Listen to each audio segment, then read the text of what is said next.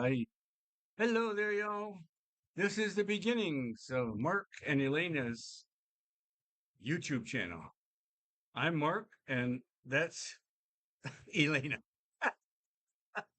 And I'll give you a more formal introduction to her later on. She's a little busy tonight, and I just decided to do this thing. Uh, if I can ever get verified in YouTube, I can make longer than 15-minute videos.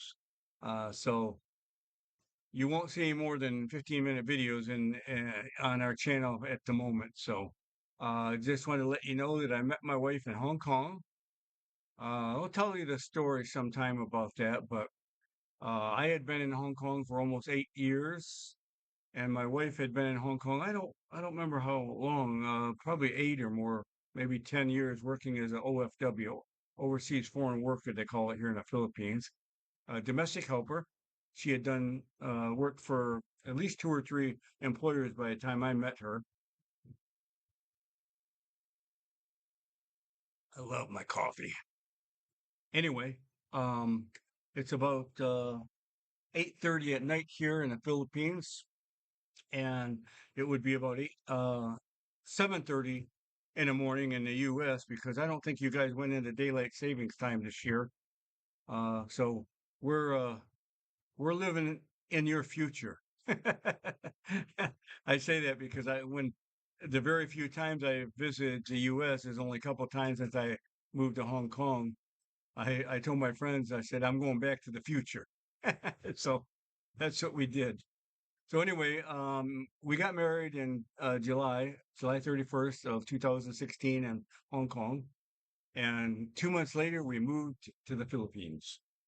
And we moved to a barangay, they call it here, not a village or city, called Alacao, which is about 10 miles out of another main city barangay of Santa Teresita. And you can find that on a map. And we temporarily stayed in her sister's house and slept in their bed for about a week. And then we found a place. God opened up a door. That's all I can say because we found a place to rent. And honey, was that 5 or 6 thousand? That was 5 or 6 thousand pesos. It was a lady's house, and we had met her through somebody else. I actually ran into another guy. He was American, uh, older guy, about 12 or 15 years older than me. That was living in Santa Teresita, and real unique guy. That's all I can say. But his ex-girlfriend, he was living in their behind her house, whatever. We were talking to her and telling her we were looking for a place to rent. She said, "Oh, I know this lady, blah blah blah." I said, "Really?"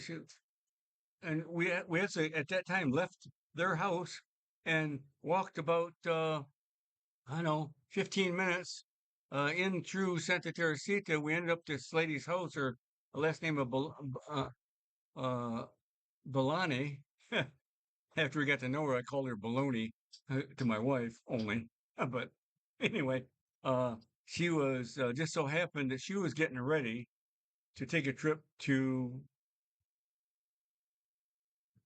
was that the U.S., honey, or Europe? I forget. Huh? England? London. Oh, yeah. Okay, so she was getting ready to take a trip to Europe, to London, and she wanted somebody to stay in her house. And so we asked her, when do you want to start renting? She said, you can start renting right now if you want. And so we basically said, okay, that sounds good. We'll move in tomorrow. And so we didn't have a lot of things, a few couple suitcases, and we got we were taking the taxis and stuff like that, the trike back and forth. And so we went to her house and we basically moved in.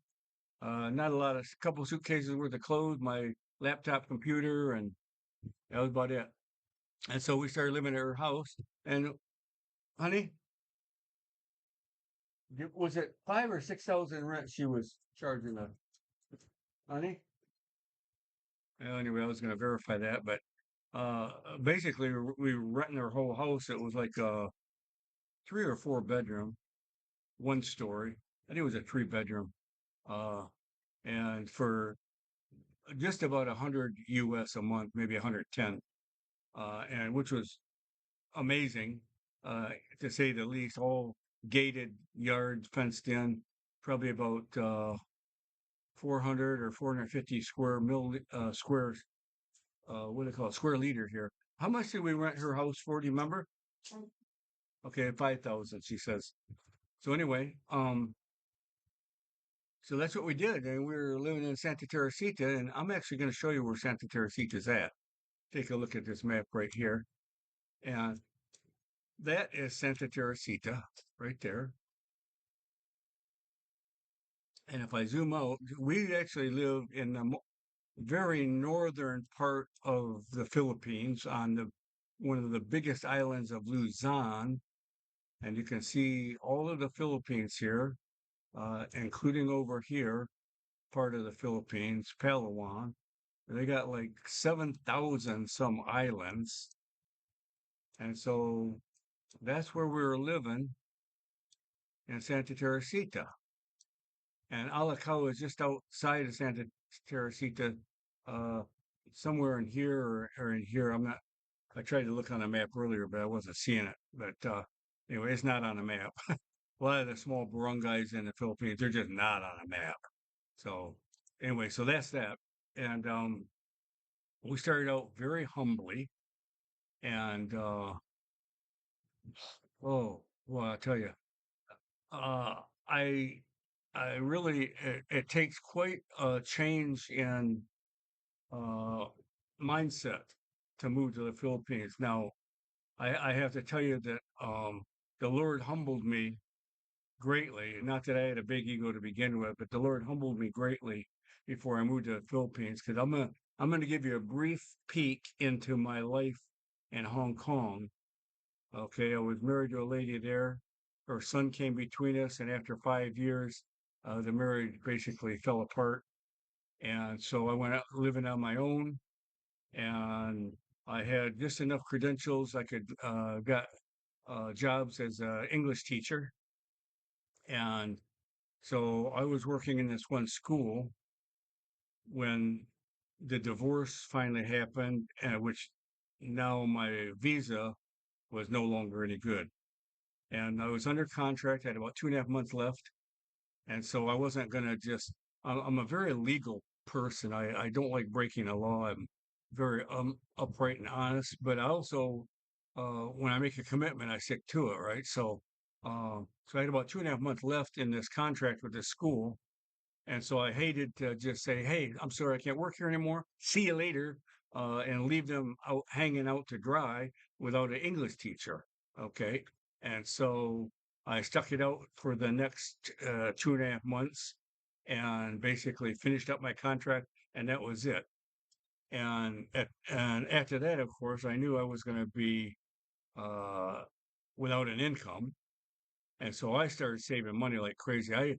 I actually knew that was coming before the divorce happened. I knew that eventually I was going to be having to live on just what I had saved, and I saved up. I think it was like 52 or 56,000 Hong Kong dollar to live on, and when my job ran out, and I was actually renting a place for 3,000 a month or 2,800 Hong Kong dollar, and I wasn't sure when I should stop, but I eventually ended up stopping that.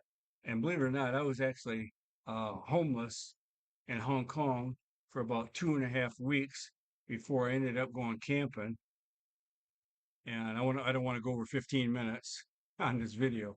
So anyway, I ended up actually living right flat on the street in Hong Kong. It was interesting because I got to know some very nice homeless people, and they even bought me beer. Believe it or not, I'd buy them a beer once in a while. They'd buy me a beer once in a while, And it was just the life of a homeless person. And I'm going to tell you a story about that some other time, and tell you what that was like. But I ended up in this campsite on Lantau Island, and that's where I spent about 3 months and 2 weeks left over before my state retirement started, and some amazing things happen. And I have to tell you that I'm a born again believer in Jesus Christ. I became born again when I was in the United States Marine Corps in 1975, July of 1975 to be exact. And after that, I mean, I had my backsliding time and everything, but God did things in my life like never before.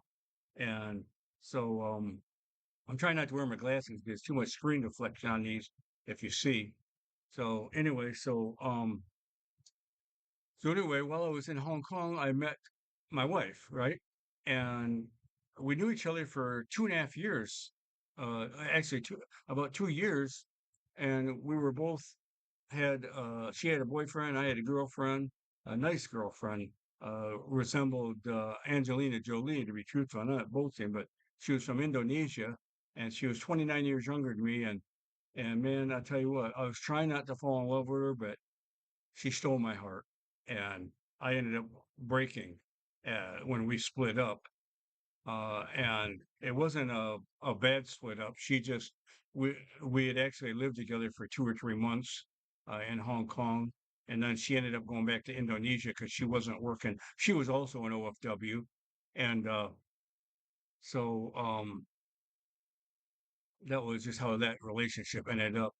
And then, of course, I knew my wife Elena just as a friend, and you know, infrequent friend, I might say, but believe it or not, I met her in Hong Kong Cupid. Okay, and it was one of the times when my 29-year-old Indonesian gal, her and I were up and down, and we were actually engaged at one time, and then there were just some things that happened I did not feel comfortable with, and I broke off the engagement, and we still remain friends, and kind of took advantage of each other in certain ways while we were together, and life has its benefits. That's all I can say. And I'm a sinner, so don't hold that against me. Okay, we're all sinners. Anyway, so then my wife and I, we finally, after knowing her 2 years, we finally wasn't with her boyfriend anymore. I wasn't with my girlfriend anymore. Um, we ended up. I finally ended up thinking, you know what? This is really a nice lady here I met.